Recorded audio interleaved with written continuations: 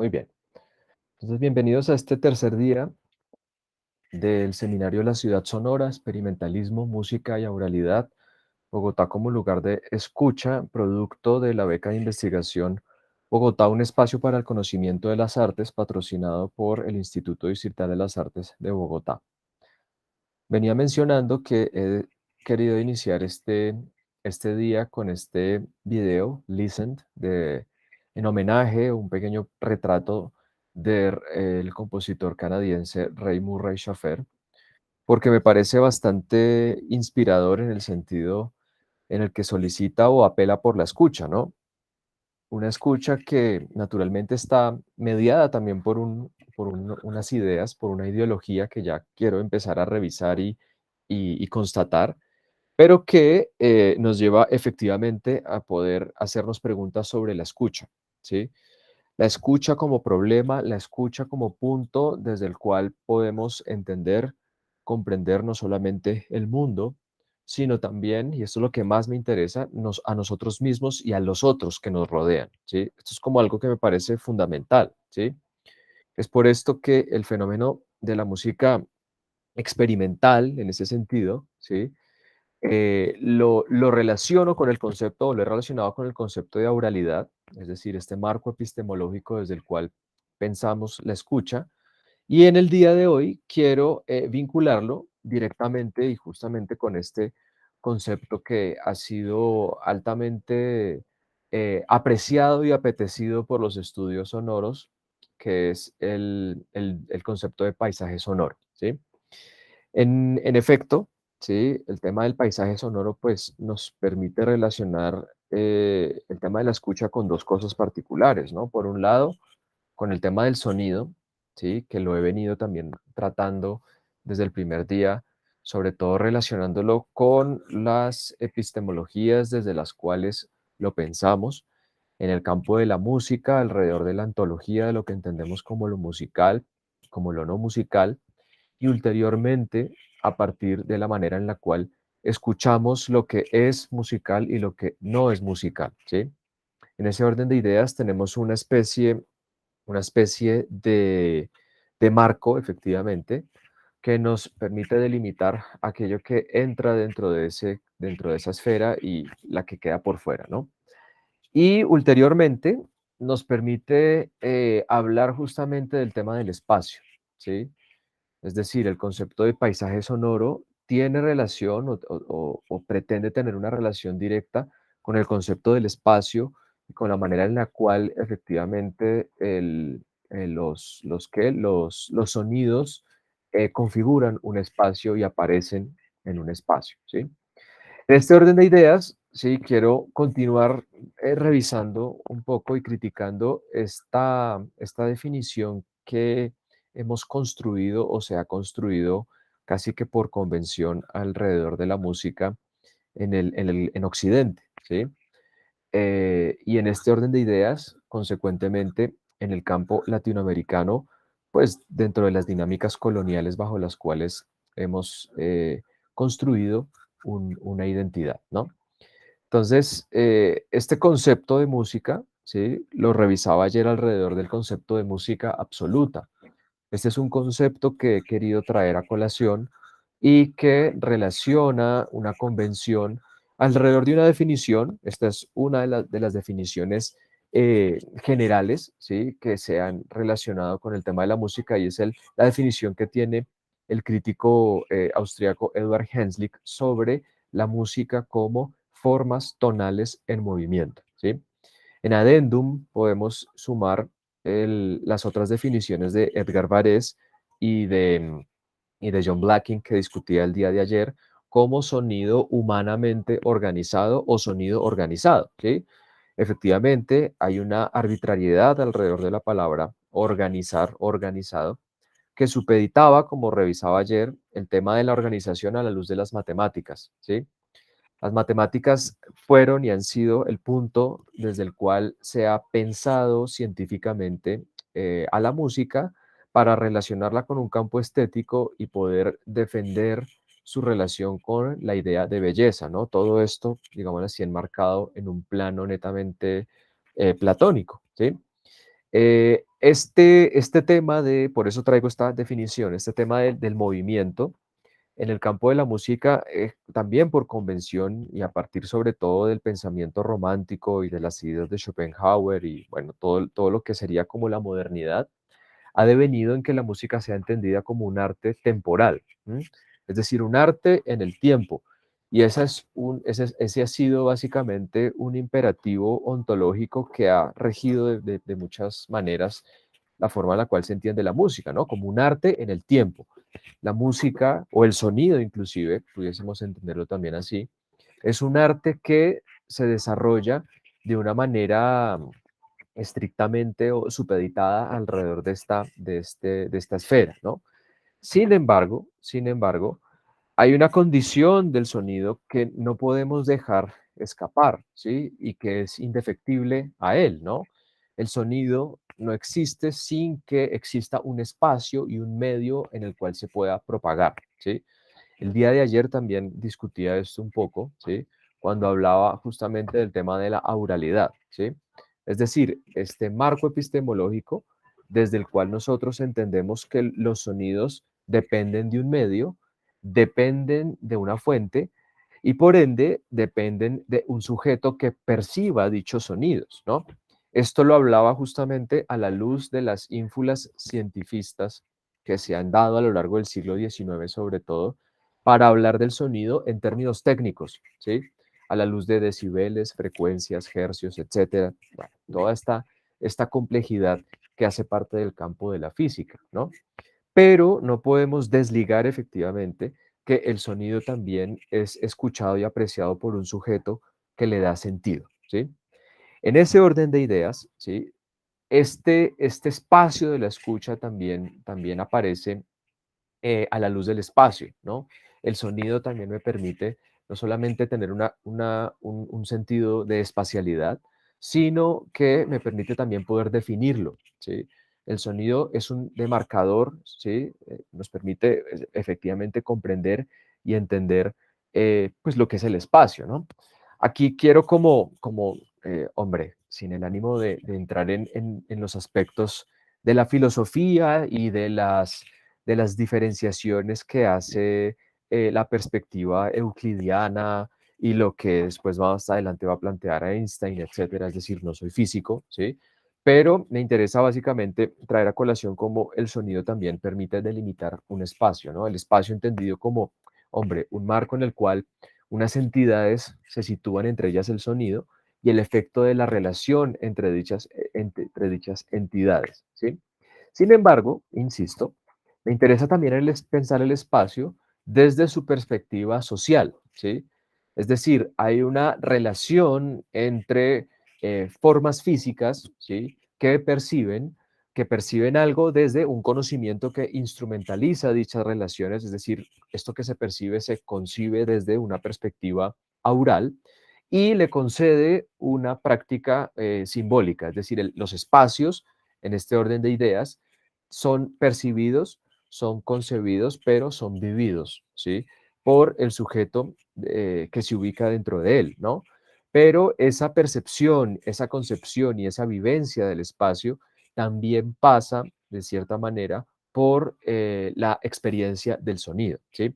Claro, aquí entramos en diversos problemas porque estaríamos hablando justamente de cuáles son las condiciones que dicho sujeto debe tener para poder apreciar, ¿sí? Percibir y concebir este espacio, ¿no? Estamos hablando justamente no solamente desde el campo de la fisiología, ¿sí? Es decir, una condición de un aparato auditivo en óptimas condiciones, etcétera, sino también desde lo cognitivo, ¿no? Es decir, que haya una relación entre de lo que sucede físicamente y lo que se escucha y esa relación cómo se llena de significado, etcétera, ¿no? No voy a entrar en ese problema, naturalmente, pero me interesa partir desde una base en la cual el espacio simplemente se percibe o se puede percibir también desde el sonido, ¿sí? En este orden de ideas, ¿sí? Estoy entendiendo el sonido también y la música, por ende, como un espacio que permite demarcar un espacio, ¿sí? El sonido nos permite demarcar un espacio y esto ha sido ampliamente analizado por una, llamémosla así, una subdisciplina, si la vemos en esos términos, de los estudios del sonido, llamada la ecología del sonido, ¿sí?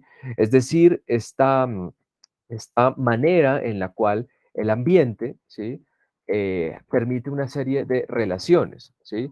La ecología del sonido inclusive ya nos permite acercarnos de una manera mucho más cercana, ¿sí? Al tema del paisaje sonoro, ¿sí? El tema del paisaje sonoro, que reitero, es este concepto que trae a colación Ray Murray Schafer y que me permite ubicarlo, relacionarlo con el tema de la música experimental, como ya lo explicaré más adelante, ¿no?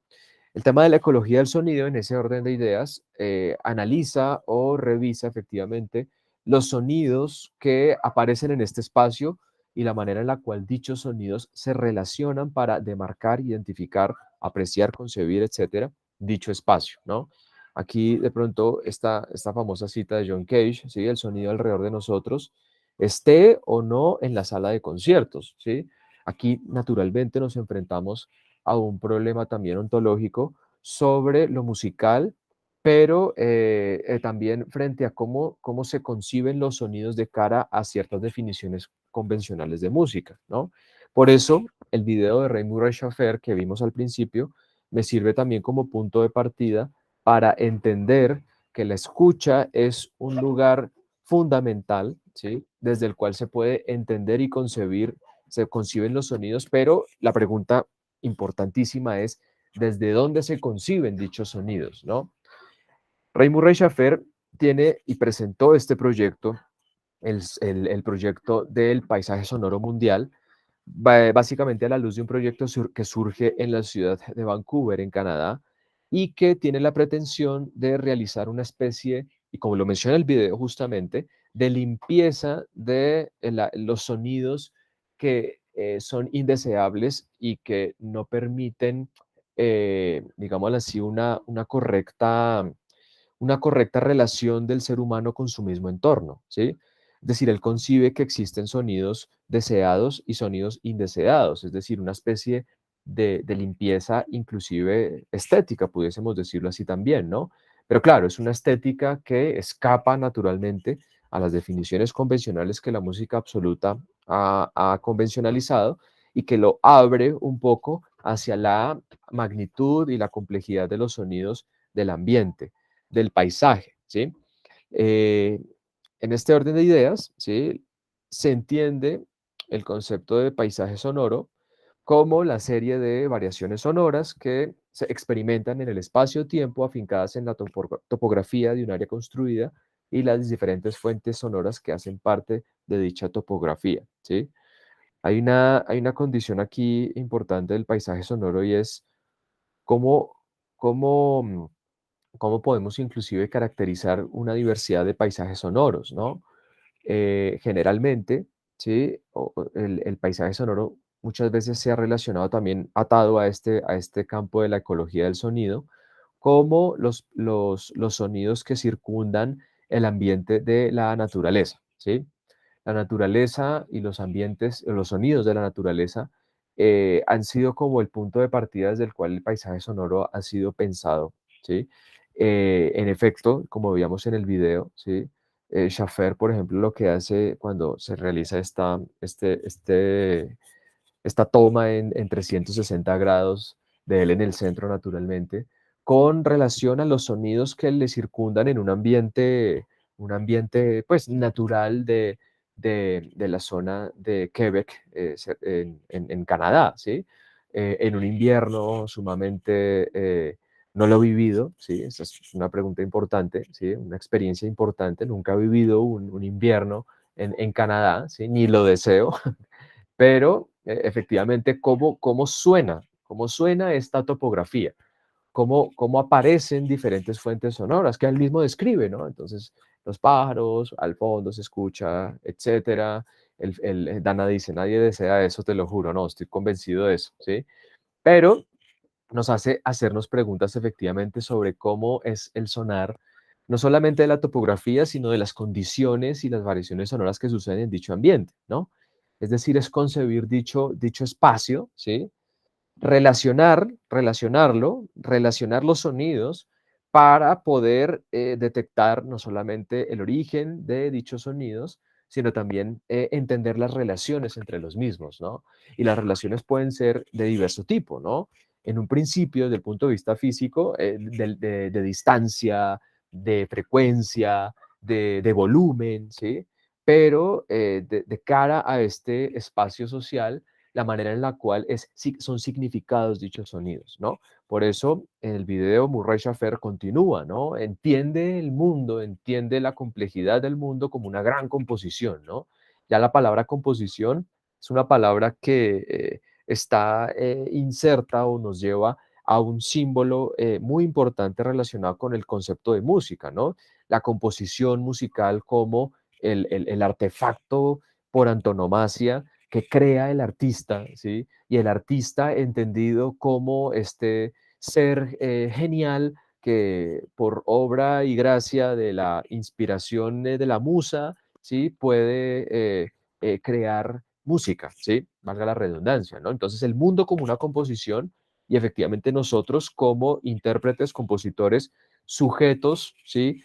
Eh, que hacemos parte de este espacio social y que tenemos la batuta para poder definir lo que va a sonar o no, ¿sí?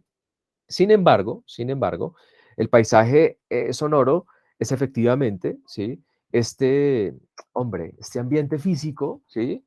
Pero también la manera en la cual lo percibimos, ¿sí? Cómo percibimos este ambiente, ¿sí? Aquí inclusive hay otro concepto que, pues, que no lo pongo aquí, pero que también es supremamente pertinente, y es el concepto de sonósfera, ¿m? Sonósfera, es decir, los sonidos que nos llegasen a rodear, ¿sí? Y que, relacionándolo con el tema de la auralidad, oímos, pero no escuchamos, ¿sí? Aquí tenemos también un problema con la escucha, ¿sí? El paisaje sonoro, en este orden de ideas, involucra una escucha activa, ¿sí? Valga la redundancia, ¿no? Una escucha, un oír atentamente, ¿no? El paisaje sonoro es algo que ya nos llama la atención, ¿sí? Y frente al cual nos ubicamos para comprendernos, ¿sí? Dentro de dicho espacio, ¿sí?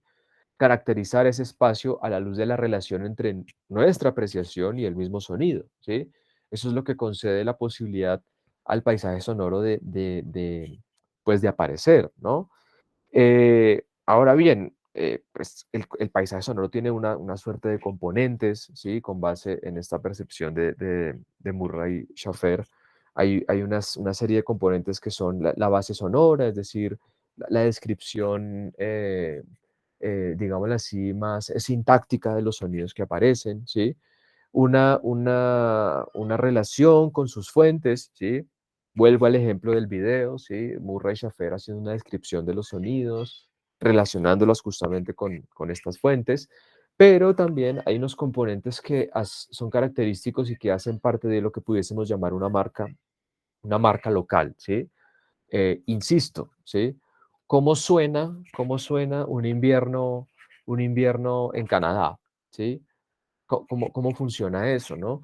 ¿Cómo suena el paisaje sonoro o la sonósfera, independientemente de cómo la veamos, si la oímos, si lo escuchamos atentamente, la sonósfera o el paisaje sonoro que nos rodea, ¿sí?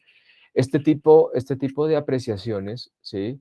Naturalmente nos permite escaparnos de la convención de música que se maneja generalmente desde la modernidad para poder entender al sonido en una amplitud o en una magnitud mucho más compleja y más amplia, ¿sí? Y en ese orden de ideas, comprender nuestra condición de sujetos, pues en dicho espacio, ¿no? El concepto de paisaje sonoro, pues tiene, digámoslo así, también relación con otros conceptos que lo mencionaba el día de ayer, como el concepto de acustemología, ¿sí? Esta mixtura que hace el investigador Steven Feld entre acústica y epistemología, ¿sí? Y que tiene que ver también naturalmente con el concepto de auralidad que discutí ayer, ¿sí? Es decir, esta forma de conocer un lugar a través del ambiente sonoro, ¿sí? Cómo se construye un conocimiento a través del sonido y de la escucha, ¿sí? Esto va a ser muy importante estos conceptos de paisaje sonoro en alianza con los de auralidad y acustemología, porque el fenómeno experimental, ¿sí? que acontece en la ciudad de Bogotá, ¿sí? Según lo estoy revisando y según lo estoy observando, tiene una relación también con un ambiente sonoro y tiene también relación con una condición de existencia, ¿sí? Que lo relaciona con un paisaje particular, ¿sí? Insisto, no pretendo reducir la creación del experimentalismo en la ciudad de Bogotá con el paisaje sonoro bogotano. No, me interesa es detectar hasta qué punto hay un influjo de dicho paisaje sonoro en la producción artística de la música experimental bogotana, ¿sí? Y hasta qué punto efectivamente, ¿sí? La condición o el ambiente sonoro bogotano, que ya hablaré de él el día de mañana, tiene una condición particular que permite construir un conocimiento particular que pasa filtrado o funciona de manera también metafórica a través del fenómeno experimental, ¿sí? En ese orden de ideas, me interesa sobre todo pensar la manera en la cual el paisaje sonoro también permite o pensar la música desde otro punto de vista, pero también pensar los sonidos desde otra perspectiva, ¿no? Ajena, naturalmente, a las definiciones que convencionalmente manejamos o tenemos de la música, ¿sí? El paisaje sonoro, en este orden de ideas, entra en el campo, digámoslo así, ya no de un espacio que se empieza a definir, sino de un lugar, ¿sí? Aquí hay de nuevo una relación muy similar a la que teníamos a la de oír y escuchar, ¿sí? El espacio como esta entidad, ¿sí? Volviendo a la definición, donde hay unos sonidos que se relacionan, pero el lugar como este medio a través del cual nos enganchamos a partir o desde los sonidos con un espacio, ¿sí? Es decir, hay lugares que son característicos o mejor, espacios característicos que los podemos definir como lugares a la luz de su sonoridad, ¿sí? Inclusive, volviendo a este tema de las marcas locales, ¿sí? Que hacen parte del paisaje sonoro desde la definición de Murray Schafer, hay lugares que tienen sonidos característicos, ¿sí? Hay lugares que aparecen de una manera específica y que podemos relacionarlos con ciertos sonidos, ¿no? Aquí obviamente se complejiza el asunto, ¿sí? Porque justamente uno de los problemas a los cuales yo me enfrenté para realizar esta investigación era, bueno, ¿realmente Bogotá tiene algún sonido particular? ¿Existe un sonido? ¿Podemos hablar de un sonido bogotano particularmente? ¿Sí? Y en ese orden de ideas, podemos hablar de una música experimental que toma como punto de partida un sonar, una sonósfera, un paisaje sonoro bogotano. ¿Existen ese tipo de relaciones? ¿Es posible pensar ese vínculo entre la música experimental y la sonósfera o el paisaje sonoro bogotano? ¿Sí? Entonces, en este orden de ideas me interesa también pensar en cómo eh, el lugar sí es algo que es contingente, depende de una experiencia con relación a un lugar, ¿sí? Pero esa experiencia es naturalmente subjetiva, ¿sí? Es una experiencia subjetiva. Cada uno de nosotros tiene una experiencia relacional con los sonidos de la ciudad, con los sonidos ambientales, dependiendo de dónde vivamos, de qué barrio, de por dónde circulemos, de cómo nos relacionemos con los sonidos, de cómo los entendamos, de cómo los comprendamos a la luz de nuestras propias eh, auralidades, ¿sí?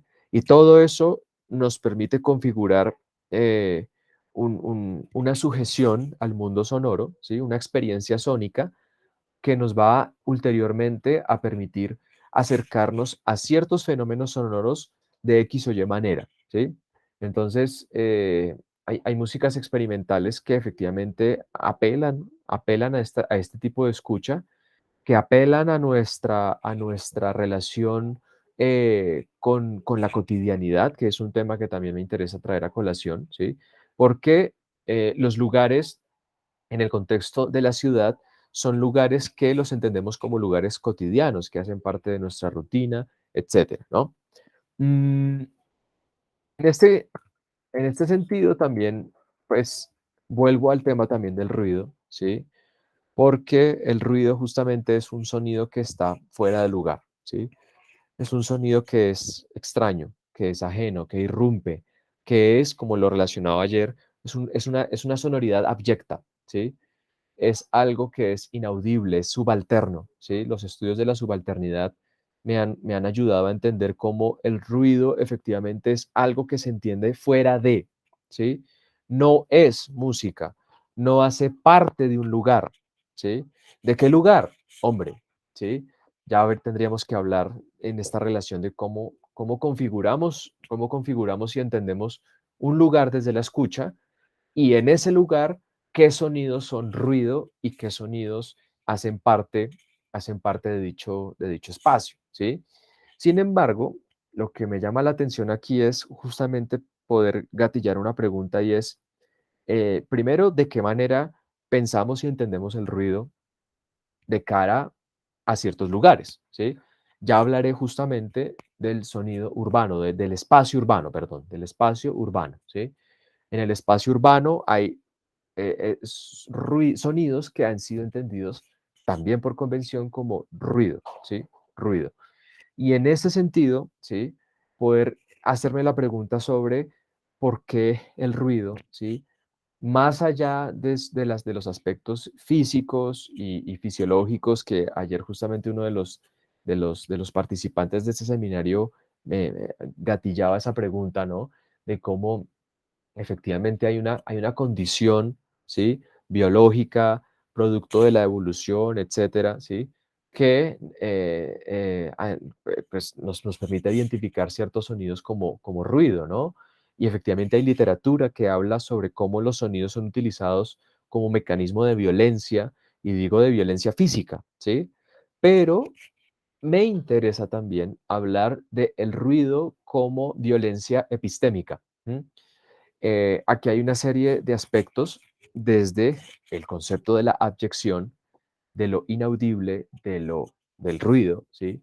Que son catalogados como ruido básicamente porque no encajan dentro de la episteme desde la cual se ha configurado una ontología de la música, ¿sí? Esto ha llevado efectivamente a que en el plano latinoamericano y a la luz de la teoría decolonial, ¿sí? Muchas de las músicas que habitaban el territorio latinoamericano fuesen entendidas como ruido antes que como música, básicamente porque chocaban con una episteme que definía lo musical, reitero, desde el concepto de música absoluta, ¿no?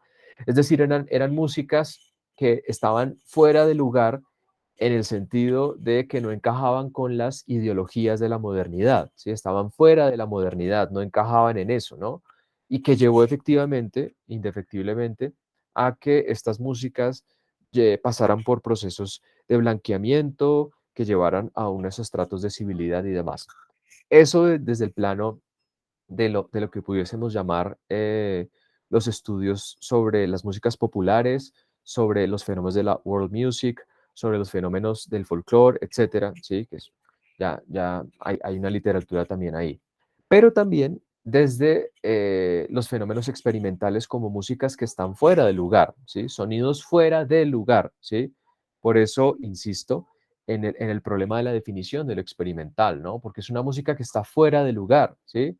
Meyer y Danto hablan de que esto ya es otra cosa, es el fin de la historia, ¿no? El fin de una etapa histórica que está iniciándose con el fenómeno experimental y que naturalmente nos lleva a preguntarnos por nuevas ontologías, ¿sí? Es decir, es un lugar periférico, insisto, es un lugar abyecto. El ruido es una abyección, ¿sí? En este orden de ideas, ¿no? El concepto de paisaje sonoro también tiene sus respectivos problemas, ¿sí? Porque naturalmente aquí la cuestión es qué sonidos importan y qué sonidos son irrelevantes, ¿no? Entonces, claro, cuando Murray Schafer está haciendo su descripción de su paisaje sonoro, ¿sí? él solo señala ciertos sonidos, ¿sí? Hay unos sonidos que son relevantes, hay otros que no. Por eso, insisto, habla de, justo al final del video habla de que lo que tenemos que hacer es dejar de emitir ciertos sonidos, ¿sí? Cancelarlos, anularlos, por así decirlo, ¿no? Él habla justamente de una limpieza del oído, una limpieza aural, pudiésemos decirlo, ¿no? Es decir, de crear una conciencia de los sonidos que nos rodean, ¿sí? Pero para quitar unos, dejar otros y poder entrar en coherencia con esta gran composición, ¿sí? Este proyecto mundial, ¿sí? Que es el proyecto mundial del paisaje sonoro, para poder anular la mayor cantidad de ruido que sucede en el mundo, ¿sí? Es un proyecto que es sumamente interesante, pero, insisto, es sesgado, ¿no? Está mediado por una episteme también, que delimita ciertos sonidos y permite otros, etcétera, ¿no? Inclusive también hay una traba acá en el asunto y es, claro, él habla de la reproductibilidad de los sonidos, ¿sí?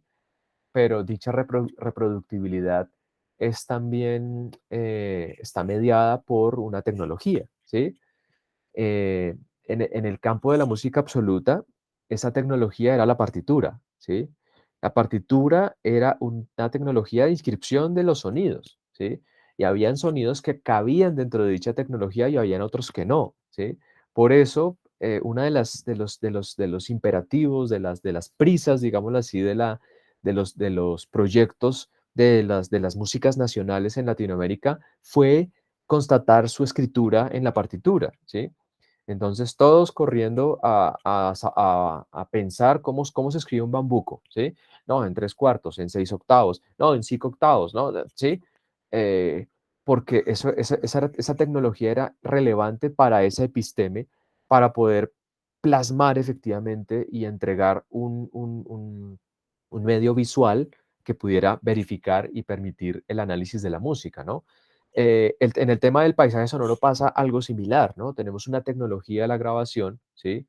Que delimita el paisaje, ¿sí? Lo supedita, ¿sí? El paisaje sonoro es algo que es cambiante, ¿sí? Es algo que no es posible de controlar, ¿sí? Y ya hablaré de eso más adelante cuando hable del paisaje sonoro urbano, ¿sí? Es algo que es caótico, pudiésemos decirlo así, ¿no? Pero la tecnología de la grabación permite, como una tecnología de inscripción que es, encerrarlo, ¿sí? Encerrarlo, enmarcarlo, ¿sí? Enmarcar ese paisaje, ¿sí? Es ponerle un marco, ¿sí? Esto lo habla Ana María Ochoa como un proceso de entextualización, ¿sí? Es decir, es un proceso mediante el cual un texto, ¿sí? Es de cierta manera traducido a otro medio para poderlo encerrar y poderlo observar de una manera, pues de una manera hombre, más clara y no sé, mucho mejor, ¿sí? Ahí también hay una palabra clave que no la menciono aquí, y que la mencioné el día de ayer, que es la palabra transducción, ¿sí? La transducción es justamente el tránsito de un sonido de un medio a otro, ¿sí? Cuando un sonido cambia de medio, ¿sí? Se produce un ruido, justamente. Hay un ruido, ¿sí? Hay un ruido que queda y que no permite efectivamente identificar el sonido porque ha sido reinterpretado, ¿sí? Malinterpretado, abre el concepto de transducción, ¿sí? Toda transducción es una malinterpretación de un sonido, ¿sí? La partitura efectivamente es una malinterpretación de un sonido, ¿sí? Prueba de ello es que no existen dos interpretaciones literalmente iguales de una misma partitura, por más de que hayan sido hechas por el mismo intérprete en el mismo lugar, ¿sí? No pueden ser en el mismo momento, ¿sí? Efectivamente, ¿sí? O así se reproduzcan hoy, mañana, pasado mañana, etcétera, ¿no? Es decir, la partitura es una tecnología, ¿sí? Que tiene un ruido. Hay un ruido que el intérprete eh, pretende, pretende llevar a cabo de manera literal, pero que es imposible, ¿sí? No es posible. Entonces, el paisaje sonoro efectivamente también a la luz de estas técnicas de la grabación eh, pretende encerrar los sonidos cuando es algo que también es sumamente pues complicado o no es posible, ¿no? Y naturalmente, este tema de qué sonidos importan y cuáles no, pues nos lleva también a relacionarlo con otro tipo de aspectos, ¿no? Eh, Tom Rice, un autor, habla del panáudico, es como una analogía del panóptico de Foucault, ¿sí? En el cual el sonido también permite unas relaciones de poder acústico de manera autoritarias, ¿no? Es decir, hay unos sonidos que se pretenden y hay otros que se tienden a anular, ¿no? Eso es evidente, por ejemplo, en la radio. ¿M? La radio, y dependiendo de la radio, ¿sí? Hay una serie de sonidos que son permisibles y hay otros que no. Hay unos que se esperan, hay otros que no, ¿sí? El ruido blanco no es esperado, no es esperado en un ámbito radial, ¿no? Porque no dice nada, no se espera eso, ¿sí? La escucha efectivamente funciona como un mecanismo de control, como una tecnología de disciplinamiento, ¿sí? Esto también se puede visualizar en el tema de la música funcional, que es también otro tema supremamente interesante y que tiene relación con la manera en la cual la música es utilizada, sobre todo en el tiempo fordista y postfordista, para colaborar con la productividad, el consumo y el desarrollo del capitalismo en el siglo XX, ¿no? Entonces, está implicada ahí la música que aparece en las tiendas, por ejemplo, ¿sí? Que favorecen la compra, o la música de ascensor, que también la mencionaba de cierta manera ayer, ¿sí? Que es música que es un background ahí que sirve para, eh, inclusive es aburrida, ¿no? Una música que no tiene ninguna función aparentemente, ¿sí? Ninguna función estética, pero que sí tiene una función efectivamente, hombre, no llamemos conductual, ¿sí? Pero de cierta manera sí. ¿M? De cierta manera sí, porque promueve una conducta particular y es el consumo, la compra, etcétera, dentro de ese marco teórico, ¿no? Inclusive en la misma ciudad, ¿sí? En la misma ciudad también tenemos usos de música funcional, sobre todo por ejemplo, en ciertas estaciones de Transmilenio, ¿no? Donde se pone como música funcional para Elisa de Beethoven, ¿no? No sé si alguno de ustedes ha tenido esa experiencia, yo en algún momento la tuve, ¿sí? En medio de ese ruido, ¿sí? Que sucede en Transmilenio, muy en el fondo, muy en el fondo, en algunas estaciones, para Elisa de Beethoven, ¿no? Entonces, claro, ¿qué sonidos importan? ¿Qué sonidos importan y cuáles no? ¿Mm? Claro, este sonido hace parte de un paisaje sonoro, pero aquí surge una pregunta, ¿no? ¿Qué es el ruido y qué sería lo que pertenece a ese lugar, ¿no? Ahí importante esa pregunta, ¿no? Beethoven, pudiésemos decir, puede aparecer como ruido o es algo que funciona, ¿sí? Que tiene una misión funcional, ¿sí? Para poder anular el ruido, ¿no? Entonces, ¿cómo se anula el ruido? Con Beethoven, ¿sí? Beethoven es el mecanismo a través del cual podemos anular el ruido en un ambiente que es ruidoso, ¿sí? Como puede ser una estación de Transmilenio, ¿no? Hay una especie de mecanismo de control que, pues naturalmente, pudiésemos decir, se cumple o no, dependiendo de nuestra propia auralidad, ¿sí? Em, la música es una experiencia que estructura y también regula el sonido en el espacio público, y aquí ahí voy a irme dirigiendo justamente hacia el tema del sonido urbano, ¿sí? El sonido urbano justamente es un sonido que pudiésemos de cierta manera definirlo como fluido, ¿sí? Muchas veces es programado, y con programado no me refiero a que sea premeditado, ¿sí? Sino que tiene unas rutinas. Hay unas rutinas, ¿sí? Hay rutinas muchas veces en ciertos sonidos urbanos, ¿sí? Entonces, y hay unas expectativas también, ¿sí? Uno espera, por ejemplo, que el tráfico, ¿sí? O los sonidos del tráfico de cierta zona de Bogotá se compliquen o aumenten en sus decibeles y en frecuencia a tal hora, entre tal hora y tal hora, ¿sí? Por ejemplo, ¿sí? Que puede ser regularizado, ¿sí? Que generalmente es ordenado. ¿M? Entonces, claro, los sonidos y las ciudades generalmente tienen rutinas también, ¿sí? Hay una serie de rutinas, ¿sí? Y esto inclusive pareciera contradecir esto del tema del ruido, ¿no? Porque justamente el ruido lo entendemos como algo que no es programado, que no es regular y que no es ordenado, ¿sí? Sin embargo, me interesa entender el sonido urbano también a la luz de estas conceptos, porque si bien podemos entender el concepto de ruido a nivel micro, dentro de los mismos sonidos, ¿sí? Sí aparece una suerte de dinámicas que, insisto, difícilmente podemos definir como aleatorias, ¿sí? Este tema de la aleatoriedad, ¿sí? Que es algo también típico de la música experimental, ¿sí? Es algo que también genera vínculos con el paisaje sonoro, pero también con el tema del sonido urbano, ¿sí? El sonido urbano generalmente lo entendemos como un sonido, una sonoridad, un espacio, un lugar aleatorio, ¿sí? Pero algunas veces, ¿sí? No siempre, naturalmente, algunas veces no lo es, ¿sí? Entonces, basta con podernos supeditar al tipo de dinámicas que tenemos en la ciudad, ¿sí? Hay una especie de premeditación, por así decirlo. Hay una expectativa, perdón. Hay una serie de expectativas con las cuales nosotros nos movemos dentro de la ciudad, ¿sí? Cuando uno va dirigiéndose a la estación de Transmilenio, por poner un ejemplo cualquiera, ¿sí? Hay una expectativa de qué tipos de sonidos van a aparecer allí. ¿M? No son sonidos que nos tomen por sorpresa, ¿sí?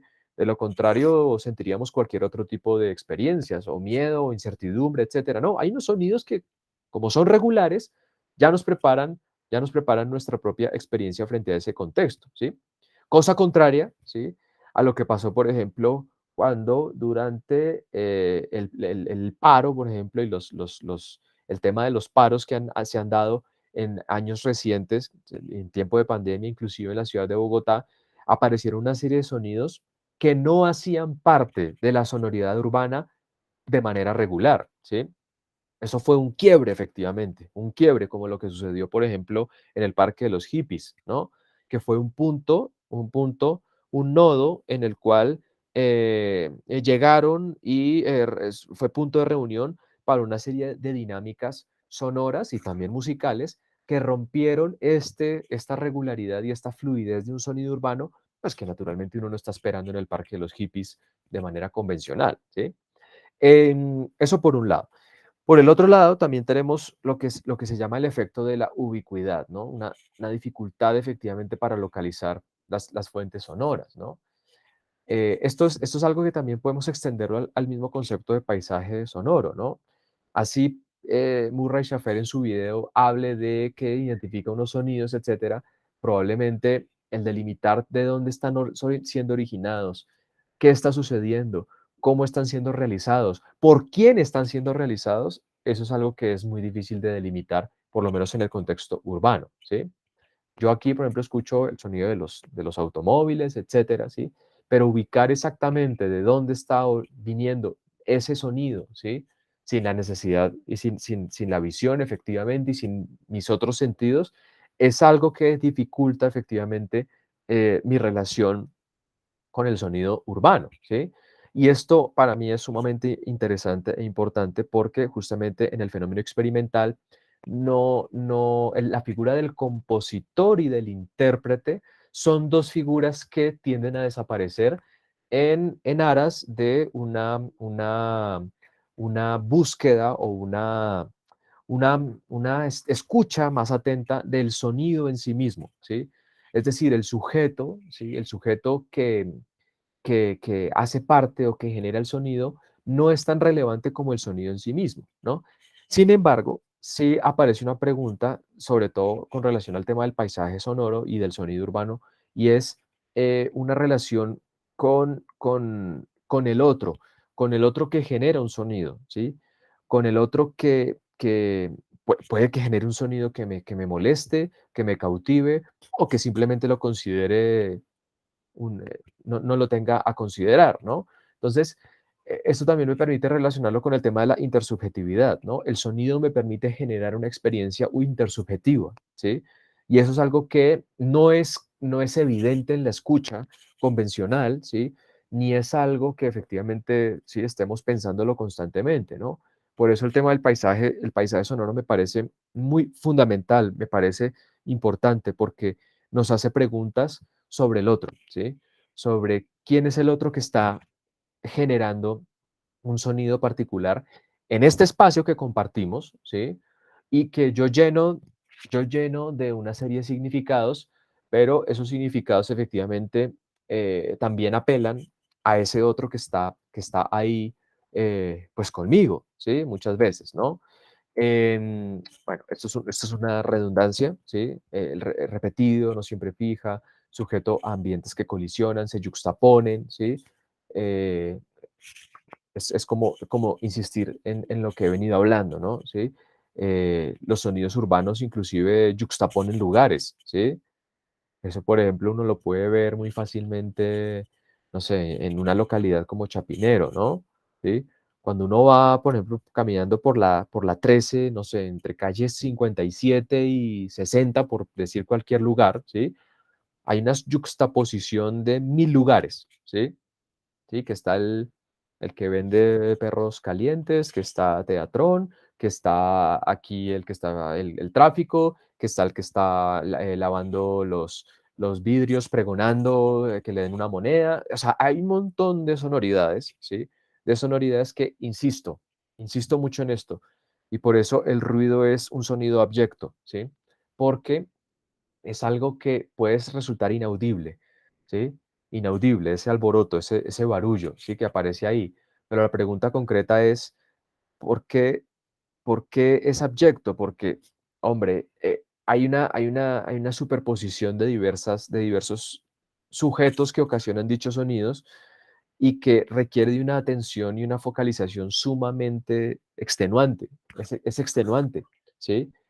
A prestar atención a todo al mismo tiempo es extenuante y eso es lo que produce generalmente el ruido, un estrés, un dolor de cabeza, etcétera, ¿sí? Porque naturalmente requiere de una atención sumamente alta y definida, ¿sí? Entonces, claro, esta yuxtaposición de lugares, de espacios, ¿sí? Dentro de un mismo espacio, ¿sí?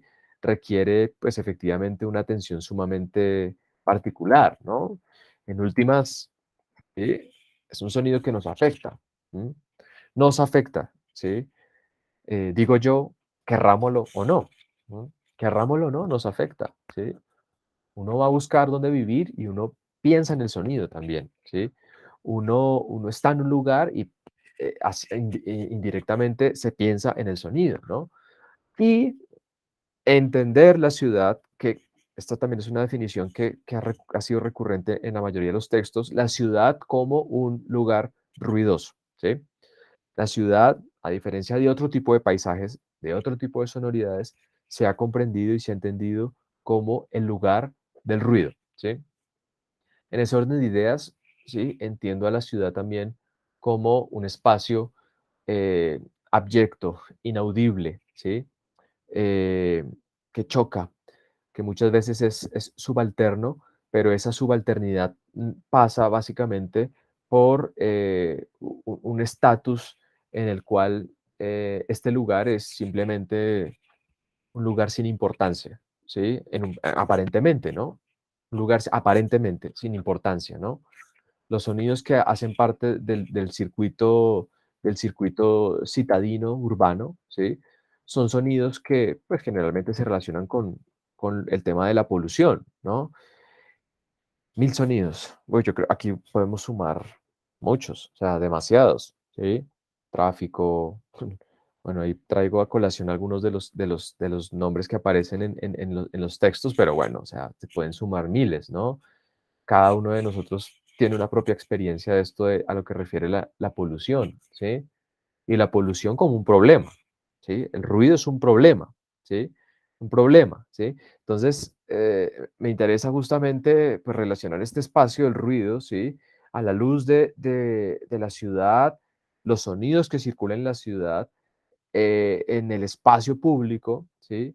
Un espacio que muchas veces no es deseado, ¿sí? Es indeseado. Vuelvo al ejemplo, ¿no? ¿Sí? Uno ahí ubicado en la calle 13 con, ¿qué? Carrera 13 con calle 57, no sé, estoy diciendo cualquier sitio, ¿sí? Pero un espacio en el cual hay ruido, ¿sí? El ruido es algo que no es deseado, ¿sí? Que se pretende escapar de, ¿sí? Esto también explica naturalmente por qué la música ha tenido que encontrar un lugar particular para poder acontecer, ¿no? Y es la sala de conciertos, ¿sí? Es un lugar sacrosanto, ¿sí? Es un templo, ¿sí? Un templo que tiene sus figuras, sus sacerdotes, sus dinámicas, sus conductas, ¿sí? El silencio, aplaudir entre movimientos, no se puede hacer muchas cosas ahí, ¿no? Claro, hay otros espacios para lo musical, ¿no? Entonces, no sé, el Movistar Arena, ¿sí? Tiene otras dinámicas, ¿no? Pero es un espacio cerrado, no es público, no es público, ahí no hay ruido, ahí hay música, ¿m? Ahí hay música. Lo que sucede fuera de esto es ruido, ¿sí? Es indeseado, ¿sí? El tema del paisaje sonoro, creo yo, nos invita a cambiar esa dinámica, a transgredirla, ¿sí? Nos permite relacionarnos con el otro, ¿m? Con el otro que está diciendo algo, ¿sí? Dice algo a través de los sonidos, ¿no? Aparece, ¿sí? Es frente a mí, ¿sí? De manera particular, ¿no? Al sonido urbano, pues ha sido también tratado desde el punto de vista musical, ¿sí? Por algunas perspectivas, sobre todo por parte de este compositor, Luigi Russolo, con su texto de 1913, El arte de los ruidos, algunas composiciones que también aparecieron allí alrededor de esto, ¿sí? Aunque también pudiésemos sumar otras, ¿sí? Estas son como las primeras, ¿sí? Pero también podemos hablar justamente de la obra de Murray Schafer, ¿sí? La obra de Murray Schafer, el proyecto Vancouver, pero también algunas obras de índole de la instalación, por ejemplo, ¿sí? Aquí la figura de Max Neuhaus es fundamental también, ¿sí? El compositor estadounidense que tiene, por mencionar un ejemplo, una instalación en Times Square, ¿sí? En Nueva York, ¿sí? Que se llama justamente Times Square, eh, y es interesante esa pieza, ¿sí? No la conozco, no la conozco, ¿sí? Pero es una pieza que está en Times Square, ¿sí? Y hace parte del sonido urbano de Nueva York, de Times Square, ¿sí? Hace parte de él, ¿sí? Y es pensada como una instalación, es decir, como una obra de arte que muchas veces no es apreciada. ¿Sí? Entonces hay un video por ahí en YouTube, después se los comparto si quieren, donde hay personas ahí y la persona es entrevista. ¿Usted sabía que aquí hay una obra de arte en Times Square? Y no tengo ni idea. Y aparece algo interesante y es escuche. ¿Sí? El entrevistador le apela a la escucha de la persona que está entrevistando. ¿Escucha algo raro? Algo más allá del sonido de la ciudad y algunos de ellos, sí, hay un sonido, ¿qué es eso? ¿Es el metro? No, es la obra de Max Neuhaus, etcétera, ¿no? Entonces, claro, el tema de la instalación, el tema inclusive de otros fenómenos como el flash mob, por ejemplo, son fenómenos que interviniendo el tema del espacio público, pretenden gatillar nuevas maneras de escucha, ¿sí? Transgreden una oralidad que nos ha llevado a entender que solo es digno de ser escuchado lo musical, pero lo musical en un contexto particular, en un lugar específico que es la sala de conciertos, ¿sí? Fuera de la sala de conciertos no hay música, no hay sonidos importantes, no hay sonidos relevantes. Fuera de la sala de conciertos no existen los otros, no existe el otro, ¿sí? En la sala de conciertos existe el otro es Bach, Mozart, Beethoven, etcétera, ¿sí? El otro es el intérprete, que sí es músico, el otro es el director, que sí es músico. A ellos sí se les debe escuchar. Todo lo que está fuera de este ámbito, de este lugar, no es digno de escucha, ¿no? Entonces, claro, el tema de la instalación, la obra de Max Neuhaus, ¿sí? Que también tiene otro performance que es Listen, ¿sí? Y es en el metro de Nueva York, ¿sí? Timbra las manos de los invitados con la palabra listen, ¿sí? Listen. Y tiene relación también con el tema de la caminata sonora, ¿sí? La caminata sonora. Entonces, una exposición, hombre, valga la aclaración, es una exposición auditiva por el Metro de Nueva York y otros lugares, ¿sí? Pero es concederle a lo cotidiano, al sonido urbano, una calidad de arte, ¿no? De, a esto que es abyecto, a esto que es el otro inaudible, podernos acercar con una escucha atenta, ¿sí? Y poderlo comprender pues naturalmente como arte, ¿no? En el sonido o en la dinámica del sonido urbano, pues naturalmente estos sonidos indeseados, esta diferenciación entre lo público, pasa también por lo privado, ¿no? Muchos de los textos también hablan del uso de los estéreos personales. Bueno, aquí la dinámica del Walkman, ¿sí? Es como punto de partida fundamental, ¿sí? Pero el tema del auricular, ¿no? Los auriculares, ¿sí? Los auriculares y también los parlantes que puedan llevarse de manera personal, ¿no? Creo que todos hemos tenido la experiencia, ¿sí? O bueno, espero, creo yo, ¿sí? De subirnos al transporte público y enchufarnos, ¿sí? A los auriculares, ¿no? O, antes bien, ¿sí? Estando sin auriculares, que alguien se suba, que alguien se suba al transporte con su parlante. Y uno ahí como, sí, es casi que un poco violento, ¿no? O haya una presentación musical dentro del transporte público, ¿no? Eso que es lo más como típico, ¿no? Pero el tema de los auriculares, ¿sí? Que crea en contraposición a este ámbito público, ¿sí? Una especie de santuario aural, ¿no? Es un espacio virtual, y ahí tenemos de nuevo el tema ¿qué? De la tecnología, ¿sí? La tecnología transgrede, ¿sí? Malinterpreta, entextualiza sonidos para permitirnos crear un espacio virtual, ¿sí? Que en el campo del sonido urbano es sumamente recurrente, ¿no? Sumamente recurrente, ¿sí? Que las personas, casi que por dinámicas particulares, en el transporte público, en la ciudad, cuando están enfrentados al ámbito urbano, se conecten para entrar en un ámbito virtual, ¿sí? Es una suerte de estética un poco solipsista, ¿no? Yo solo, ¿sí? Que inclusive crea una ilusión de estar conmigo mismo en ese caso, ¿no?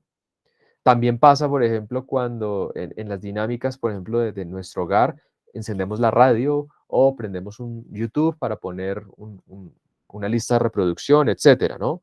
O inclusive cuando uno está trabajando y pone listas de reproducción, ¿sí? Es un sonido que da una ilusión, ¿sí? Y crea un espacio y un lugar simbólico dentro del cual yo puedo ser o realizar cierto tipo de acciones, ¿sí? Pero, de nuevo, volvemos al tema de la música funcional, ¿sí? Son músicas funcionales que tienen una intención, anular una serie de sonidos y en últimas, ojo con esto, anular la otredad. Anulan al otro, ¿sí? Cuando yo me enchufo, lo que pretendo es anular al otro, ¿sí? No quiero escuchar, no oigo al otro, ¿no? Inclusive podemos ampliarlo un poco al ámbito humano, ¿no? ¿Sí? La mejor forma de ofender a alguien es no escucharlo, así él hable, ¿sí? Ok, ujú, ajá, ujú. Eso es la mejor forma de humillar al otro, creo yo, ¿sí? No escucharlo, ¿sí? Dice Dana, es una técnica de no dar puesto al otro, lo anulan, ¿sí? ¿Me entiendes? O sea, tú no existes. Entonces, fijémonos que el tema del sonido, el tema de la escucha, ¿sí? Es algo sumamente delicado también, ¿no? Y en el campo del sonido, pues dentro de esta dinámica urbana, ¿sí? Naturalmente, pues estamos enfrentados a esta otredad, ¿no? Inclusive, a mí me interesa también ampliar un poco este tema, ¿sí? Porque este santuario aural, ¿sí? Podemos también entenderlo como un territorio aural. El tema del territorio también es importante aquí. Inclusive aquí hablo, pues, del uso de los estéreos personales, que llamo yo ahí, ¿sí? Pero también podemos pensar en la manera en la cual se crean territorios aurales a partir de prácticas sonoras y prácticas auditivas, ¿sí? Me acuerdo de una solamente, una vez que iba pasando por el Parque Nacional y había una competencia de freestyle, ¿sí? Que es esta técnica de improvisación en el rap. en el Parque Nacional, ¿sí? Antes de que estuviera habitado como está ahorita por las comunidades indígenas en Vera que están ahí y que también, ojo con esto, es que esto es supremamente importante, también crean un territorio aural, ¿m? Una sonoridad ahí, ¿sí? Pero vuelvo al ejemplo que tenía presente, ¿no? Hay una realidad, hay un territorio acústico, ¿sí? Aural, ¿sí? Que a través de esta dinámica del rap, ¿sí? Genera una rutina, ¿sí? Una rutina ahí, ¿sí? Se reunían, recuerdo, hablando con otra persona que me comentaba y me informaba de estas dinámicas, se reunían allí ciertos días, hemos dicho, era una cita, ir a hacer freestyle en el Parque Nacional de cierta manera, en ciertas dinámicas, ¿no? En ese orden de ideas, es un territorio que genera una actitud política, ¿sí? Te viene en una actitud política, ¿no? Eso también lo vimos cuando sucedió todo lo del paro nacional, ¿sí? Habían territorios aurales, lugares específicos, como el Parque de los Hippies. El Parque de los Hippies se volvió en un territorio aural, un territorio desde el cual sonoramente, desde el punto de vista de la escucha y del sonido, se generaba una crítica, pues naturalmente, y como podrán tenerlo presente ustedes, al gobierno actual, ¿sí? Entonces, el sonido efectivamente, ¿sí? Permite crear una serie de significados, criticar ontologías, pero también criticar ideologías, ¿sí? El sonido y la escucha como una crítica a una serie de auralidades, ¿sí? Y de ontologías, y que en el campo de la música experimental bogotana también delimita ciertos territorios aurales, ¿sí? Lo veíamos un poco en el tema, en el primer día, cuando hablaba de los lugares para la música experimental, ¿sí? Hay unos lugares donde uno espera encontrar música experimental, ¿sí? De la misma manera que hay lugares donde uno espera encontrar ciertos sonidos desde el punto de vista de lo que sucede urbanamente, ¿sí? Hay una expectativa, ¿sí? Y hay unos lugares particulares, unos territorios aurales específicos que hacen parte de esta sonoridad urbana y que configuran lo que pudiésemos también denominar una escena de la música experimental en Bogotá, ¿sí? Entonces, en últimas, ¿sí? Interesa también señalar y debatir justamente sobre cómo el tema de la cotidianidad, ¿sí? El tema de la manera en la cual circundan nuestros sonidos en la cotidianidad son escuchados, ¿sí? ¿Cómo son escuchados? De hecho, estos territorios acústicos no tenemos que pensarlos necesariamente como lugares y como espacios, sino como itinerarios inclusive, ¿sí? El tema de la caminata sonora, por ejemplo, es sumamente importante en ese sentido, ¿no? Nosotros también tenemos territorios acústicos. Hay territorios que hacen parte de nuestra acústica, ¿sí? Y que delimitan la manera en la cual nos relacionamos con el ambiente y con los lugares, ¿no? Entonces, uno llega a su casa y ese es un territorio acústico, es un territorio donde aparecen y desaparecen y suceden una serie de sonidos particulares, ¿sí? Se esperan unos sonidos, se promueven unos sonidos, se anulan unos sonidos, ¿sí? Pues cuando el vecino empieza con la rumba y con la parranda vallenata o lo que sea, y a mí no me gusta eso, me disgusta, ¿sí?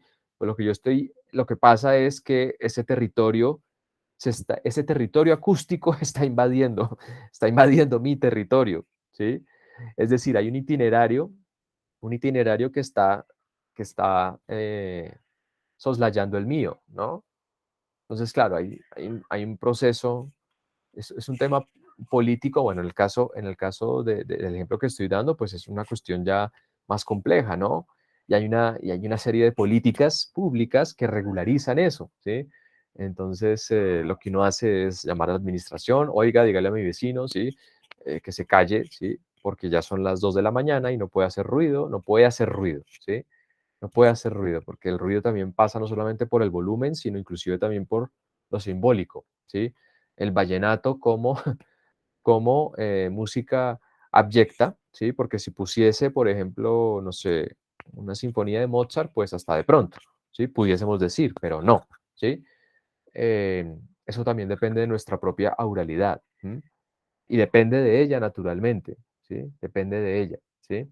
Entonces, digámoslo así que con esto, con este tema, quiero ir ya empezando a ir planteando un acercamiento justamente a la manera en la cual los sonidos urbanos o los sonidos pues de la ciudad, ¿sí?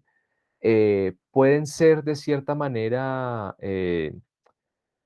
capturados, ¿sí? Entendidos, comprendidos, percibidos, apreciados, todas las palabras que quieran, por los artistas experimentales. ¿M? De qué manera este concepto del ruido, ¿sí? Del ruido es entendido, ¿sí? Y de qué manera es, digámoslo así, un punto de partida, es un punto de partida para el pensamiento experimental y la auralidad experimental. Porque en últimas, hacia eso es a lo que yo quiero como apuntar de cierta manera, ¿no? La música experimental invita, solicita de una escucha que difiere naturalmente de la manera en la cual escuchamos de manera convencional otro tipo de sonidos que catalogamos como musicales, ¿sí? Solicita un nuevo tipo de escucha, ¿sí? De la misma manera que Pierre Schaeffer invita a ser conscientes de los sonidos, ¿sí? La música experimental, considero yo, invita a ser conscientes de determinados sonidos, ¿sí? Hay sonidos que son molestos, hay sonidos que son catalogados como ruido, hay sonidos que son catalogados como no musicales, efectivamente, ¿no? Pero la pregunta que me parece importante dejar en pie es de qué manera esos sonidos los comprendemos y podemos entenderlos como otredad, ¿sí? Como un otro, ¿sí? El sonido del otro, el sonido del otro, ¿sí? Y ese sonido del otro, cómo me afecta o qué tipo de información, qué tipo de instrucción, ¿sí? De conocimiento me está legando, ¿sí?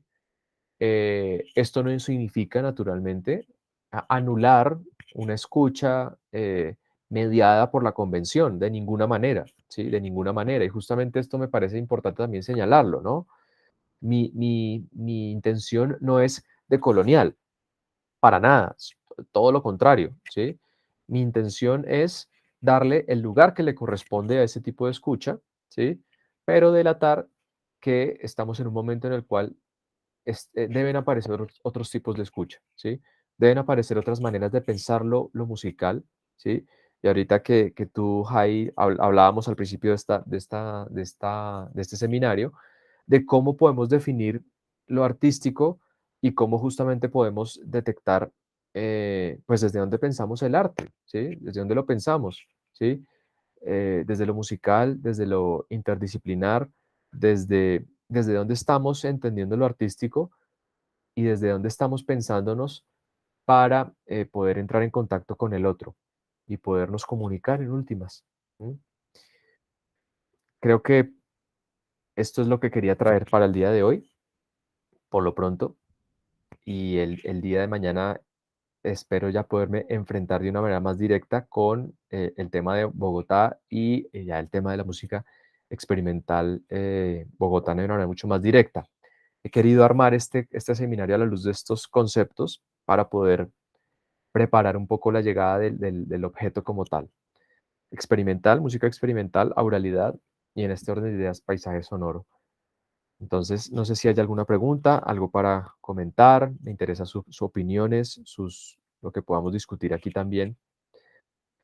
Así seamos Pues a pocos. mí me parece muy interesante cómo se tocan muchas de esas apreciaciones y conceptos tuyos con otras áreas artísticas, ¿sí? Con la plástica, con la visual, muy posiblemente también desde el punto de vista de cómo nos movemos, cómo danzamos en esos espacios, ¿sí? Porque eso es evidente, hay mucha gente que cuando ve alguna cosa en el ambiente no es solamente sonoro, sino que tiene una reacción física. La gente que evita ciertos personajes porque tiene miedo o porque tiene algo, es impresionante ver las caras, ver los gestos y ver el lenguaje corporal incorporado y hablamos de lo mismo. Estamos en un territorio que va más allá de lo acústico, ¿sí? Y que es interesante también lo que decía Jai, que ojalá podamos tener unos acercamientos como un poquitico más grandes, importantes y profundos, si quisiéramos empezar, porque ya es como hora, porque uno ve que definitivamente en muchos espacios, especialmente académicos, se está echando el discursito, ¿sí? De la interdisciplinariedad y que Ujú. tenemos que hablar con el otro, pero lo seguimos ignorando, al igual que ponernos los audífonos en el bus para no darle puesto a una mujer embarazada o una mujer con niño pequeño o una persona viejita, lo que fuera. Es aterrador ese lenguaje no verbal tan agresivo y tan horrorífico que estamos viendo y que estamos, que en cierto sentido, obviamente que hay obras de arte que están atacando eso, sí, que están buscando poner en evidencia ese tipo de agresión que no necesariamente es pues con un revólver en la mano en la sien de alguien. Pues yo sí te agradezco, muy interesante, creo que podría ser un tema para eso, de los encuentros que tú haces en los periodos de investigación de la U, lo que se hizo el año pasado y este año esperamos hacer lo mismo. Creo que sería un tema bien interesante para hacer conciencia e inclusive para desarrollar todas unas campañas en nuestro lugar de trabajo a través del arte, ¿sí? Porque el discurso es muy gastado, ¿sí? La gente no le pone cuidado, es como el cirilí de mamá, cuando ya repite la misma vaina por enésima vez, pues ya el cerebro de uno se desconecta. Pero me parece muy, muy interesante un tema, pues creo que muy bueno para construir hasta una ciudadanía consciente. Eso ahora que se habla de ser ciudadanos del mundo, y tantos conceptos que están como tan huecos y tan absolutamente impersonales, horribles, espantosos, torcidos, em, corruptos. Entonces, pues, como darle a la gente la posibilidad a través del arte de tocar la fibra humana, humanística, la de otredad real, ¿sí? Concebida desde otros escenarios, desde otras posturas. Muy chévere el tema. Gracias.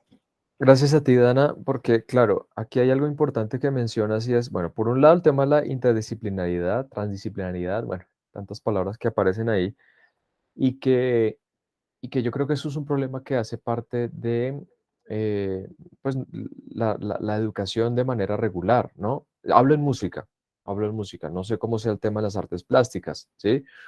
No sé cómo sea, pero los artistas plásticos han tendido a ser más abiertos al tema de interdisciplinar, ¿sí? Creo yo, la música todavía es muy reacia al tema de la interdisciplinaridad, justamente porque está enfrascada en una serie de conceptos que definen lo musical, pues desde el concepto de música absoluta que he querido traer a colación, ¿no? Entonces el músico deviene en un actor que solo puede desenvolverse en ciertos espacios y en ciertos lugares, con ciertas dinámicas, componer, dirigir o interpretar, punto, ¿sí? Y esa interpretación pasa por una serie de regulaciones de los instrumentos convencionales, bueno, etcétera. No voy a ahondar más en ese tema. Entonces, hablamos de un tema que es que está en la educación en realidad, ¿sí? En la educación, ¿sí?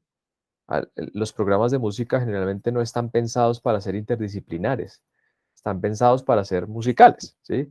Y eso no es malo, está bien, pero es importante, insisto, darle el lugar a ese tipo de propuestas y reconocer que estamos en un momento en el cual está siendo solícito o puede ser interesante generar otro tipo de vínculos, ¿no?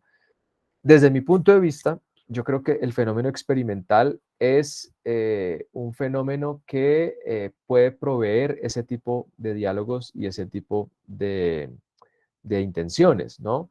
No es que no haya existido antes, ¿no? O sea, se pone a pensar, por ejemplo, en el fenómeno de la ópera, por ejemplo. La ópera es un mecanismo interdisciplinar también, ¿sí? Está la danza, está el teatro, está la música y demás, pero muchas veces en ese tipo de dinámicas, cada persona adquiere su propio rol, ¿no? Entonces el compositor a escribir la música y habla con el libretista y con el director de orquesta, ¿sí? Si hay una relación con el director de escena, puede aparecer, etcétera, ¿no? Pero creo yo que en aras también de esto segundo que mencionas, ¿sí? Esto que mencionas de la relación con la ciudad, con nuestra cotidianidad. Es que eso es también lo que me parece interesante, ¿sí? Nuestra cotidianidad, cómo nos relacionamos con lo cotidiano, ¿sí? Entonces uno se enchufa, ¿sí? Y apenas te desconectas, entras en contacto con el otro, con el otro. En el ámbito público es así, ¿m? Y el otro choca, el otro puede chocar, el otro hace ruido, ¿sí? El otro hace sonidos, etcétera. ¿Y cómo apreciamos esto? ¿Cómo nos comunicamos a partir de esos sonidos, no? Entonces, aquí el tema de la interdisciplinaridad justamente puede tener esa intención, ¿no? No de manera unívoca, sino es una posibilidad, es una opción, ¿sí? Una opción de permitir puentes de comunicación, ¿sí? Una vía de comunicación. Entonces, a mí me parece interesante justamente este fenómeno del experimentalismo, ¿sí? Ya hablaré de algunas dinámicas también. Por ejemplo, el tema de la improvisación libre es una dinámica bastante interesante, ¿sí? En el cual hay un diálogo desde el sonido bastante particular, ¿sí? En el cual se involucra lo corporal, lo visual también muchas veces, ¿sí? Pero particularmente lo sonoro, ¿sí? El sonido que hace el otro, ¿sí? La manera en la cual no solamente habla y dice y pronuncia, sino se relaciona con el mundo desde lo sonoro, ¿no? Entonces, creo yo que hay bastantes cosas para trabajar. Ujú. Hola Alonso, buenas tardes. Perdona, estaba viendo los mensajes. Muy bien. Mm, no sé si hay algo que quieran comentar, Jai, si quieras comentar alguna cosa, añadir algo. Sí, gracias. Hola, hola de nuevo y hola a todos. Hay un asunto que me interesa particularmente, Diego y compañeros, es esta idea del territorio sonoro, porque generalmente uno tiene la idea del territorio como algo establecido en la tierra, ¿no? Como la tierra viene del territorio, como algo muy fijo. Entonces, tengo esta pregunta sobre cómo el territorio sonoro puede aportar a construir unas comunidades aurales y cómo, si tú ves posible, esta cartografía, una cartografía sonora crítica, como intención de lo sonoro, lo musical y una cierta, me acuerdo el primer día hablabas de la identidad, ¿no? De la identidad sonora, ¿es posible eso? Como poner en tensión esos tres ámbitos del territorio sonoro, una comunidad sonora y como una revisión crítica de la identidad. Estoy muy grosa, yo sé. No, no, no, pero te sigo la idea, porque justamente el tema de las cartografías, eh, bueno, justamente el delinear cómo podemos definir comunidades a partir del sonido es algo que también he querido traer a colación al tema, ¿sí? Desde la musicología, desde lo que he podido analizar, lo he tratado también desde los conceptos de escena, el concepto de mundo de arte de Becker, ¿sí? Que naturalmente desde la sociología, pues delimitan a estas comunidades a los de unas dinámicas de circulación, de construcción, etcétera, pero no desde lo sonoro, no desde lo sonoro, ¿sí? Ahí todavía hay mucho trabajo, hay demasiado trabajo, ¿sí? Es decir, cómo justamente podemos definir, ¿sí? O justamente, pues entender que hay comunidades que se configuran desde lo sonoro, ¿sí? Pensando en el tema Ujú. de la música experimental, ¿sí? Es muy complejo, ¿sí? Es sumamente complejo porque es un territorio, si lo vemos desde ese punto de vista, un territorio acústico que es sumamente disperso, ¿sí? Es muy disperso y que, bueno, ya habría que mirar qué tipo de metodologías se pudiesen aplicar, ¿no? Justamente un colega nuestro de la Fundación Universitaria Juan N. Corpas está trabajando justamente sobre ese tema de la cartografía sonora y cómo se pueden construir cartografías sonoras desde una concepción de los sonidos de la cotidianidad, ¿sí? Entonces, Ujú. cómo los sonidos de la cotidianidad pueden ser entendidos, comprendidos y cartografiados, ¿sí? Para poder entender qué tipo de comunidades circulan, ¿sí? Y cómo nosotros, como sujetos, nos relacionamos con esas comunidades, ¿sí? Es un tema sumamente amplio, sumamente amplio. Metodológicamente no tengo herramientas aún al respecto, te soy franco, ¿sí? Porque es un tema que para mí está empezando a ser nuevo, me estoy aproximando a él y la investigación justamente me está llevando a eso, ¿no? A cómo entender ese tipo de cartografías y cómo podemos, pues, analizarlas, y desde el sonido como de marcador, ¿sí? Ujú. Como signo que marca dichas comunidades y dichos territorios, ¿sí? Em, Puntos suspensivos. Muchas gracias. Esta investigación la hacemos juntos. Vale, Jai, sí, con todo gusto. Yo también estoy interesado en el tema. Tengo que ahondar Sí, ahí tengo que ahondar ahí sobre ese tema de las cartografías, justamente, porque claro, a ver, han habido algunos proyectos, ¿sí? Relacionados con el tema del paisaje sonoro, ¿sí? Recuerdo uno del Centro de Documentación Musical que pretendía hacer un paisaje sonoro del país, ¿no? Y justamente sí, era una la super. Javeriana es un estudio también. La Javeriana creo que también hizo una intención de cartografía. Pero volvemos al tema, ¿no? Es una cartografía que, pues, obviamente tiene sus objetivos, eh, ¿cómo los dijéramos? Una suerte de viñeta turística de Colombia, pensando en el del Centro de Documentación Musical, una suerte de viñeta muy, muy escueta, naturalmente, y que volvemos al tema, ¿sí? ¿Qué sonidos son permisibles ahí y cuáles no, ¿sí? Cuáles pueden aparecer y cuáles no.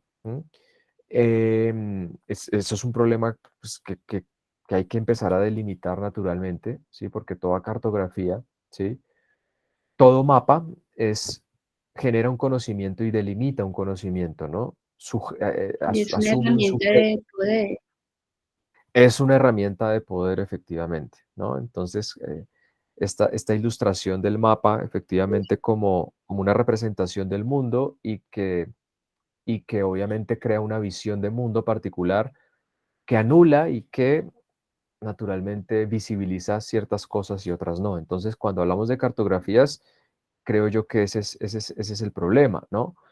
Aquí sucede otra cosa, ¿no? Y es que la música experimental, inclusive, y esto es interesante, digo yo, eh, en muchos contextos es entendida como algo que no es música, ¿sí?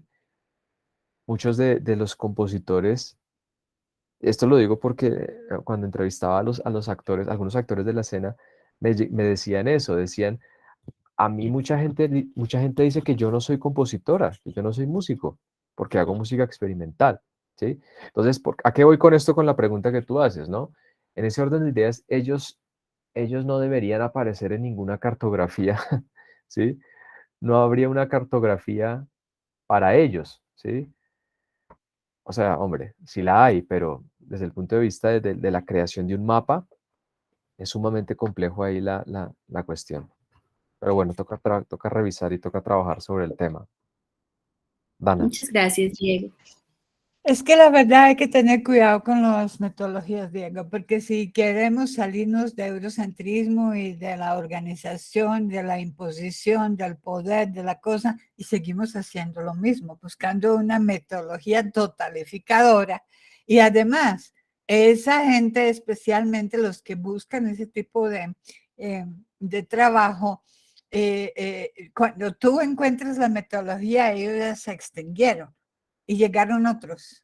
Y empezó otra dinámica experimental. Eso de experimentar yo lo veo peligrosamente amplio, ahí cabe todo, es como hablar de vanguardias y cada vez que no se sabe qué hacer con un movimiento o con una expresión artística plástica, entonces se termina, los teóricos empiezan diciendo, eso es un movimiento de la vanguardia, vaya uno a saber carajo dónde empieza la vanguardia y dónde termina la vanguardia. Y lo mismo yo siento eso cuando hablas de música experimental, a mí sí me retuerce algo en el estómago, porque digo, bueno, ¿y qué es eso? Es decir, solamente porque suenan distinto, son experimentales, ¿sí? Y también le veo como que es un término como el país, el clima, es decir, pasa, sucede, experimenta, ¿sí? No sé, sigo viendo como esa intención del siglo XVIII de la ilustración de volver al mundo a un closet. Entonces tienes medias en un cajón y después las camiseticas y las organizas de las claritas a las oscuritas o de las oscuritas a las claritas y cuando encuentres una raya, te fregaste, ¿sí? No puedes, no cabe dentro de las de un solo tono y las de varios tonos son demasiado diversas, entonces, ¿qué vamos a hacer con eso, no?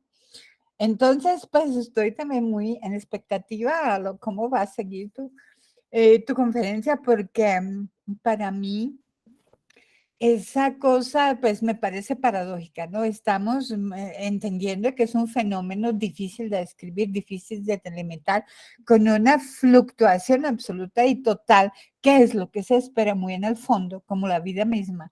Pero ya lo queremos clasificar y encontrarle una metodología y mirar a ver en qué lugar del closet lo colocamos. Ujú. Me parece complejo, complejo. Creo que para mí, pues creo que tenemos que buscar otra manera de aproximación a esos fenómenos y quitarnos de la cabeza la, la, el orden, entre comillas, de la ilustración, ¿sí? Y pues realmente empiezan a empezar a pensar en que el mundo anda en otro, en otro cuento.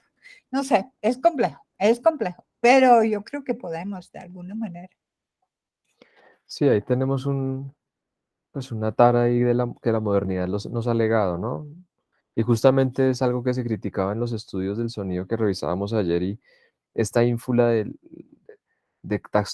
las taxonomías, ¿no? Entonces, ¿cuántos modos de escucha Sí, existen? Hay un modo de sí. escucha para tal, hay un modo de escucha tal, hay un modo de escucha, y hay autores que hacen esas categorías y Y es utilizan sus peligroso, porque las nuevas generaciones que crecen en un mundo sin tanta taxonomía, impulsados a hacer, a veces cuando veo las propagandas, me da risa, ¿no? Hay una de una popular artista musical que dice, sé tú mismo, no importa lo que hagas, sé tú mismo. Sí, yo digo, fue madre, ¿de dónde, quién le enseñó? Como dijo, es una parte de su revolución infantil que no consumada, o es una protesta de la adolescencia que no pudo manejar nunca, o qué le está pasando. Claro. Y estamos enseñándole a los chicos que piensen así. Y ellos están pensando en esos términos. Para ellos, una buena conferencia es cuando tú les dices, hay 5 tipos de escucha. 1, 2, 3, 4, 5, ¿sí? Entonces, Claro. pum, están felices. Y eso me parece perjudicial porque no se corresponde con el mundo real. Mm, Entonces, volvemos al tema de la educación. Si hay un problema que viene de la educación, de las ínfulas por las taxonomías, de la búsqueda por la categorización. Eh, de pronto esta investigación pretende abrir justamente preguntas sobre cómo la escucha es, bueno, primero es difícil de poder asimilar, de entender, de encerrar, digámoslo así, únicamente dentro de lo musical. Mm, Empieza a aparecer también un diálogo con otras disciplinas, ¿sí?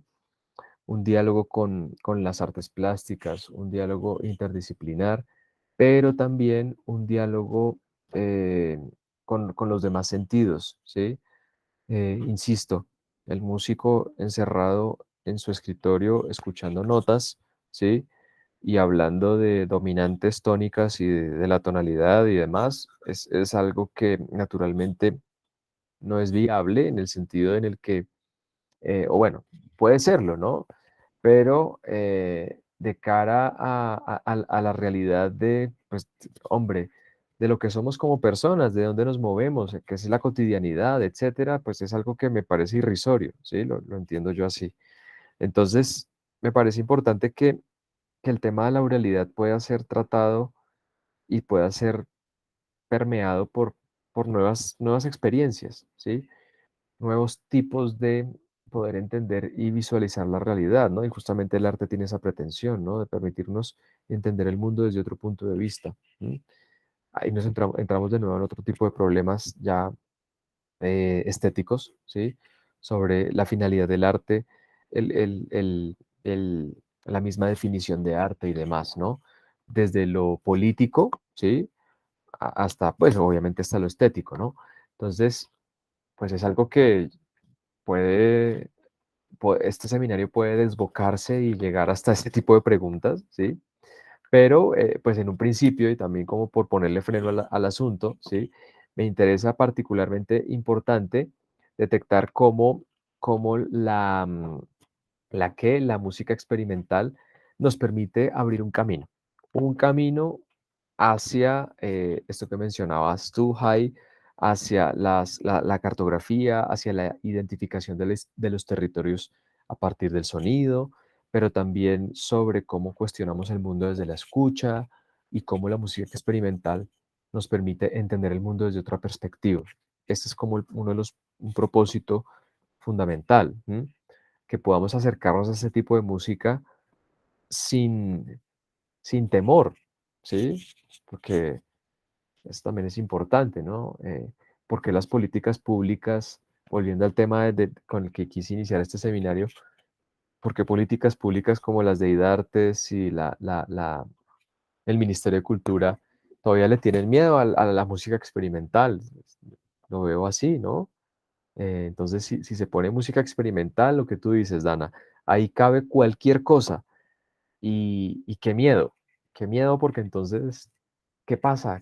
Llega, no sé, que pueda llegar, ¿sí? Y justamente esa es una de las críticas que hacen algunos de los músicos experimentales, ya revisaremos eso el día de mañana, frente a la manera en la cual es comprendida y entendida y escuchada su música, ¿no? Su música no cabe dentro de ciertos territorios, no es posible que ingrese a ciertos territorios, porque no es concebida como música, no es concebido como un sonido apto, idóneo, etcétera, ¿no? Es decir, hay un miedo, no sé, lo veo así, hay un miedo a la música experimental y eso es algo que me parece que, no, vuelvo, insisto, no es mandar todo al traste y ahora todos vamos a ser experimentales, no, es concederle un lugar, porque hay personas que la hacen y que están interesados en estos nuevos tipos de escucha. Entonces, eso es lo que me parece importante, pues poder delatar simplemente. Muy bien, mm, pues les agradezco su presencia y los espero entonces el día de mañana para continuar con este itinerario aural. Ujú. Gracias. Muy Muchas feliz gracias, noche para todos. Diego. Muy generoso tú. Y bueno, Bueno, un gusto escucharte. Un saludo a todos. Gracias. igualmente, Jai, que estés muy bien. Que estés muy bien. Gracias, Gracias. Maestro Diego, muchas Chaito. gracias. Gracias. Gracias a todas y a todos. con todo gusto, Alonso. Mañana me excuso nuevamente, tengo otra vez un compromiso académico. ¿Cuándo terminamos, maestro Diego?